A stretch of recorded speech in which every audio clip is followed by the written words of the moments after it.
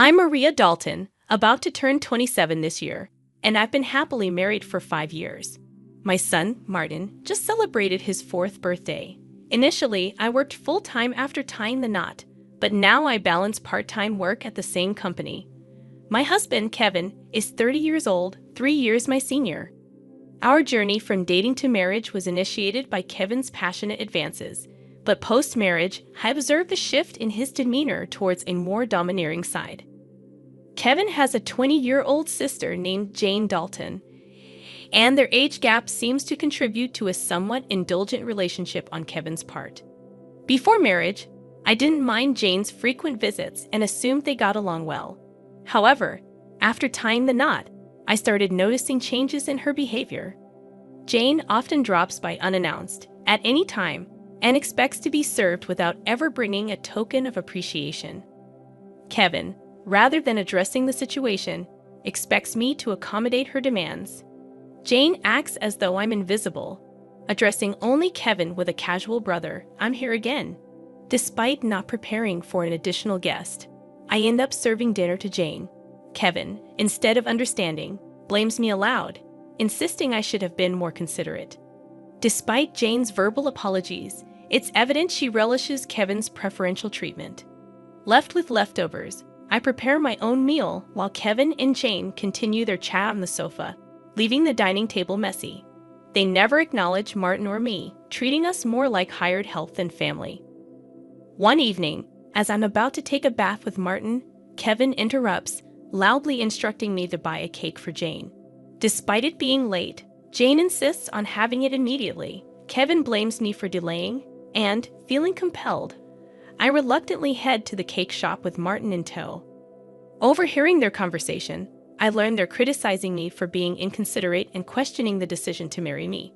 Meanwhile, Martin, though unable to grasp the words, senses tension in our relationship.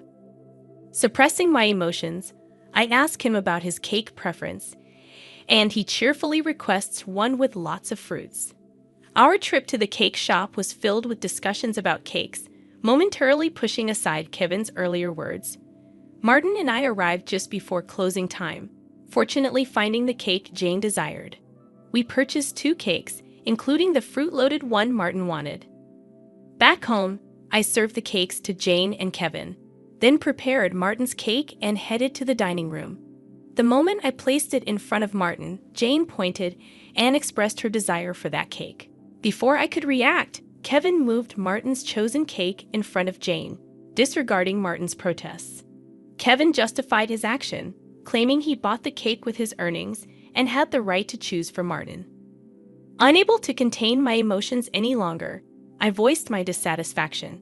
In response, Kevin threatened with divorce. Martin, who had stopped crying, anxiously held my hand and then, after some thought, said, "Mom, I'd also love cake with strawberries on it. Yes, it's really delicious." He mentioned this while eating a cake initially wanted by Jane. Feeling that Martin was enduring too much, I lifted his cake plate when I saw Jane reaching for it. I took Martin to the next room so he could enjoy his cake in peace. Kevin apologized to Jane, claiming he was sorry for being stingy. Despite wanting to retort, I held back for Martin's sake. Watching Martin innocently enjoy his cake was a heartwarming sight. After finishing the cake, we decided to have a late bath and sleep in Martin's bed. The next morning, I discovered Jane had already left. As I prepared breakfast, I heard Martin crying. Shockingly, his piggy bank, a gift from my father, was broken, and the saved money was gone. Martin, who always said goodnight to the piggy bank, was left heartbroken. When I questioned Kevin about it, he casually mentioned that Jane needed some money, so she took it from the piggy bank. Holding a crying and shaken Martin, I felt his pain so acutely that I cried with him. It was painful to witness Kevin prioritizing and caring for his sister more than our son. Expressing my anger and sadness, I confronted Kevin, breaking my usual silence on arguments in front of Martin. Kevin, without a word, went to the bedroom and returned with something shocking in hand: divorce papers. I discovered the hidden divorce papers that Kevin had tucked away somewhere I didn't know. In a sudden burst, he confronted me, shoving the papers at me before storming out of the house with a loud bang. Martin, who who had never cried over the issues with Kevin and Jane, seemed to have reached his limit, crying since last night.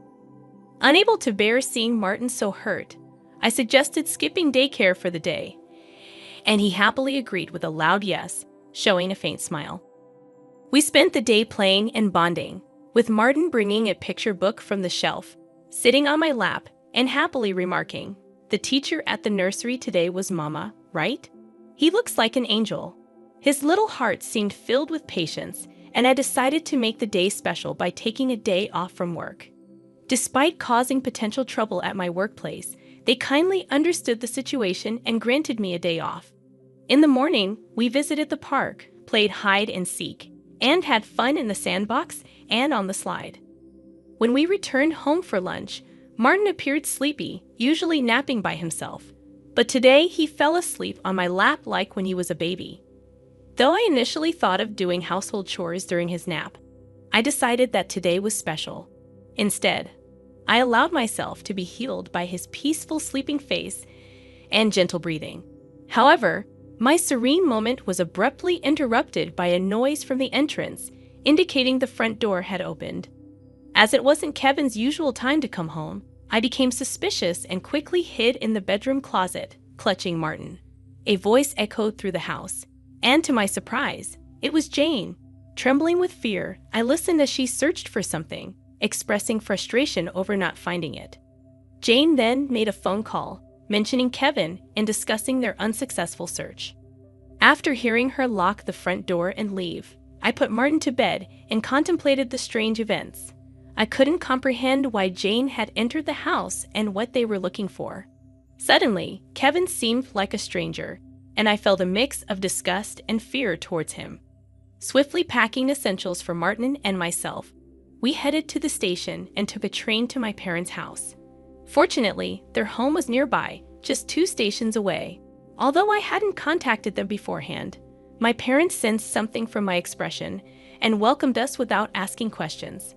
I shared the entire ordeal with them, including my fear of staying at our house due to Kevin and Jane's actions.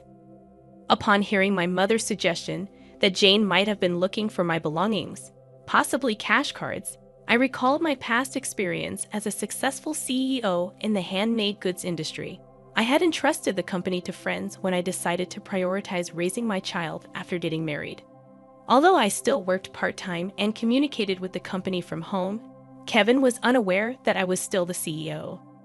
I discovered the hidden divorce papers that Kevin had tucked away, suspecting that he thought I had a decent amount of savings.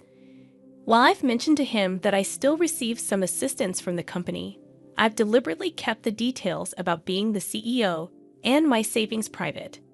This secrecy stems from realizing early in our marriage that Kevin struggles with managing money and tends to spend everything he earns. Kevin, at first, provided only $200 a month for food expenses and even suggested I quit my job to become a full-time housewife. However, with the financial strain of raising Martin and only $200 for food, I never agreed to be a full-time housewife. Eventually, he reluctantly allowed me to work part-time, and to ensure I wouldn't consider divorce, he had me sign a post-marital property waiver through a lawyer. Since Martin's birth, I've used my savings for his nursery fees and clothes, as I've only received $200 for food. I've never asked Kevin for additional funds beyond the food budget, leading him to believe I have savings. Considering Jane's apparent need for money and Kevin's perception of my financial situation, they might be searching for my cash cards. I have a separate savings account dedicated to Martin, with a portion of my salary directly deposited into it each month. Despite their search, they won't find the cash cards, as I always carry my valuables. However, there's still an unsettling issue. Jane might be entering our house even when we're not there, and Kevin may be allowing it. Following my father's advice, I decided to store my valuables, including the cash cards, in my parents' safe. As I pondered their need for money, Martin approached my father, crying over his broken piggy bank and the shattered promise of saving up. My father, angered by Martin's story, vowed to call Kevin. My mother suggested finding out their purpose calmly, as Kevin's mention of divorce might shift blame to us, making the divorce more favorable for him. To ascertain their purpose, I decided to record their conversation, consulting a lawyer who was a friend of my father's. Returning home, I began cooking dinner, keeping my phone screen down to record secretly. Kevin arrived home, surprising me by immediately asking about my cash cards. When I questioned him, he gave vague answers, attempting to deceive me. When I remained silent, Kevin grew agitated and demanded all my part-time money for his sister. Refusing, I explained it was from Martin's savings. In response, he angrily pushed the signed divorce papers toward me, declaring that I was living off his money and didn't need to save for Martin. He even uttered words implying he valued Jane more than our son. Hearing this, I stopped preparing the meal, put the divorce papers in my bag, took Martin's hand, and headed for the door. Kevin, in a loud voice, declared his serious intent for divorce, instructing me never to come back. I responded by stating I wouldn't return to a house where a stranger could come and go freely. After leaving, I received numerous messages and calls from Kevin, which I ignored. Turning off my phone, I sought refuge at my parents' house, sharing the recording and divorce papers with them. Although I confessed to having no love or affection for Kevin, I expressed concern for Martin. My parents advised me to do as I pleased, acknowledging the potential emotional impact on Martin if a divorce were to occur. While grappling with the decision to divorce Kevin, Martin expressed his hunger. My mother, seeing my distress, kindly made him hamburgers, his favorite dish. Overwhelmed with emotions, tears welled up in my eyes as my mother told Martin with a warm smile that she prepared the hamburgers so that he and I could visit whenever we wanted. Taking a bite, Martin exclaimed with joy, praising Grandma's hamburgers and expressing a desire to eat them every day. I responded, saying it's because the hamburger contains the love I have for him, and he, in a touching gesture, took a big bite and offered it to me. Moved by Martin's kindness, my tears couldn't be held back, and even though I tried to stop them, they persisted. My father, noticing Martin's concern, reassured him that my tears were of happiness, not sadness. Hearing this, Martin, in a moment of understanding, hugged me, and my father's eyes turned bright red. Realizing the blessing of being with family, I remarked to Martin that family is precious. Surprised, he questioned if Dad had mentioned that only Jane was family. My father gently confirmed it, but then asked Martin if he wanted to live with them as family. With a laugh, Martin happily agreed, making everyone smile naturally. Despite contemplating divorce, the meal felt so happy that I finally decided to part ways with Kevin. I planned to inform Martin about it, and even though discussing it weighed heavily on my heart, Martin seemed to grasp the situation. Happily, he expressed the desire to live as a family, embracing the pet dog and calling him his younger brother despite the dog being older. Preparations for the divorce began, starting with contacting a lawyer who was a friend of my father. The next day, we formalized the contract, and my father and Martin shared comforting laughter while I laid in bed, reminiscing about my childhood. The following day, upon checking my smartphone, I found over 200 calls and messages from Kevin, showcasing his emotional instability. Exhausted, I turned off my phone, and with the lawyer's assistance, we explained the situation to my parents. Jane had accumulated significant debt from a casino and shopping addiction, and Kevin acted as her guarantor, planning to use my savings. The lawyer confirmed that the divorce papers had already been submitted, and Kevin sobbed upon realizing it was finalized. Despite expecting disagreements about child support, he signed a pledge to pay $340 to Martin every month. In a subsequent call from Kevin, his tone lacked aggression, and he calmly admitted to financial manipulation and explained his complex feelings toward Jane.